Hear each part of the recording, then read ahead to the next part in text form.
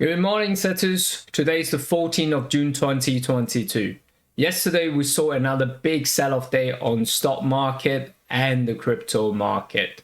And I hear some of you thinking, okay, maybe it's time to grab some bargains. I don't think the bottom is in yet. And be aware, tomorrow is the FOMC meeting at 7 p.m. UK time. If we are going to see a 0.75 interest rate rise, then it's going to be very bearish for the market. If they're going to raise 0.5, but depending on the tone from Jay Powell, that could cause a lot of concern in the market as well. So I'll show you what I see and what my plan is. Remember, if you becoming a member, you get to see the plan before anyone else. Also, if I'm going to put on the trade, I'll share that in our group. It's very simple to join our community. Just follow my YouTube channel, drop me a comment on this video, then I will personally add you into the group. Thank you.